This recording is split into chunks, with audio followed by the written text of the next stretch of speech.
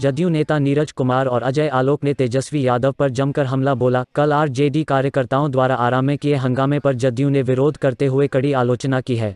जदयू नेता अजय आलोक ने कहा कि हार के बाद आरा में जो गुंडागर्दी की गई है उसे बर्दाश्त नहीं किया जाएगा। बिहार में कानून का राज है और कठोर कार्रवाई की जाएगी। साथ ही कहा कि क्या आरजेडी इसलिए सत्ता में आना चाहती थी कि फिर से जंगल राज कायम हो। नीरज कुमार ने तेजस्वी के धन्यवाद यात्रा की घोषणा पर हमला बोलते हुए कहा कि तेजस्वी को अपनी यात्रा में आरजेडी शासन में हुए नरसंहारों की भी जानकारी देनी चाहिए। मैं केवल एक बात की चर्चा करना चाहता हूं कि 420 का आरोपी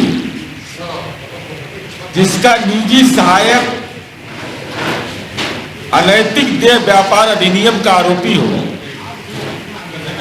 वह चुनाव आयोग पर प्रवचन दे रहा है। चुनाव आयोग के निर्देश कि अपनी संपत्ति का हलफनामा के द्वारा नामांकन में उसको दर्ज करिए, जो अपना हलफनामा नहीं दे सकता है सही मैंने सार्वजनिक रूप से बताया, इससे शर्म भी शर्मसार हो जाए। इसलिए हम ये समझते हैं कि आज के दौर में चाहे वो भोजपुर शाहाबाद की घटना हो या राजनीति में जिस तरीके का आचरण इन्होंने पेश किया, जो हलफनामा पर जो चुप्पी की हुई, ये तमाम सवालात इस संदेह के घेरे में कि जो वैकल्पिक राजनीति का एजेंडा तय करने का वादा करते हैं, अपने निजी जीवन में अगर पवित्रता नहीं कायम करेंगे, निजी जीवन में अगर राजनीति की पवित्रता कायम नहीं करेंगे, तो उनसे उम्मीद क्या की जा सकती है। सवाल है उसका के नाम से जो हलफनामा में दर्ज नहीं किया गया, चुनाव आयोग का निर्देश का अनुपालन नहीं करेंगे, लेकिन चुनाव आयोग यही संवैधानिक संस्था पर सवाल खड़ा करेंगे। अरे भाई, ये बिहार है, ज्ञान की भूमि है, चरवाहा विद्यालय का राजनीतिक पाठशाला नहीं है। तेजस्वी यादव जी, आपको यह स्पष्ट करना चाहिए कि भाई अगर आपको ईवीएम के सवाल पर आप खड़ा कर रहे हैं, आप चुनाव आयोग जैसी संवैधानिक संस्था पर सवाल खड़ा कर रहे हैं कि क्या देश के संवैधानिक संस्थाओं के प्रति आपका मन में अपने पटियाला कोर्ट में दंडवत हो रहे हैं, तो आपको अगर ऐसा लगता है जनता का जनादेश है, इसका सम्मान करना चाहिए। अगर मन के अंदर गुरूर हो गया हो और संवैधानिक संस्थाओं के प्रति लोकतंत्र में जो माननीय अजय आलोक जी ने बताया, जो भी घटना हुई आरा और शाहाबाद में, उसके प्रति चुप्पी क्यों? क्या लोकतंत्र में ऐसी अवधारणा को भी कोई मजबूत करता है? इस सवाल पर तमाम तरह की चुप्पी इस बात का संकेत है कि समाज के अंदर में हलचल मचाने की जो बीमारी रही है, राष्ट्रीय जनता दल की संस्कृति रही है, कहीं न कहीं उसको पोषित करना चाहते हैं। तो ये महत्वपूर्ण सवाल इसलिए आज के दौर में महत्वपूर्ण है कि आप लीडर ऑफ अपोजिशन रहे हैं और जो आपने पात्रता बिहार के अंदर सिद्ध किया, तो राजनीति के लंपटीकरण के पर्याय बनना चाहते हैं क्या? क्या बनना चाहते हैं आखिर? संवैधानिक संस्थाओं के प्रति अनादर का भाव, जो चुनाव आयोग के द्वारा निर्दिष्ट मापदंड है कि हलफनामा में हमको अपनी संपत्ति की सार्वजनिक घोषणा करनी चाहिए, उसके प्रति आपकी चुप्पी क्यों है आखिर आज तक?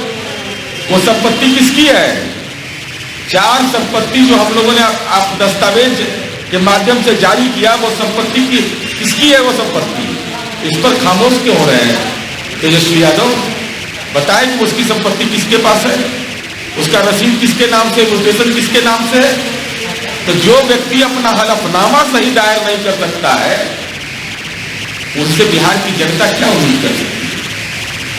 जो अपने निजी आचरण में जिन्होंने जो पेश किया, निजी सहायक 10 लाख लोग को नौकरी देने का वादा कर रहे थे और आपको विपक्ष के नेता के रूप में अपने कलम से एक नौकरी देने का मौका मिला, अपने कलम से कि हमारा ये निजी सहायक होगा, उसका आपने एबिलिटी क्या सिद्ध किया?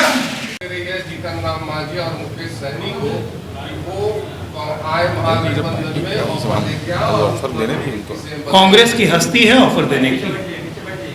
पहले तो राजद से क्लियरेंस ले लेना, राजद दरबार से निकले नहीं ऑफर देने लगे, क्या आप बात कर रहे हैं? दूसरा सवाल ये कि शराबबंदी को लेकर है कि कुछ क्षेत्र में संशोधन करना चाहिए क्योंकि भ्रष्टाचार बढ़ रहा है। नहीं, सुझाव देने के लिए बिल्कुल सब कोई स्वतंत्र हैं, बिल्कुल सुझाव दीजिए। क्या सुझाव है, सरकार निश्चित तौर पर विचार करेगी।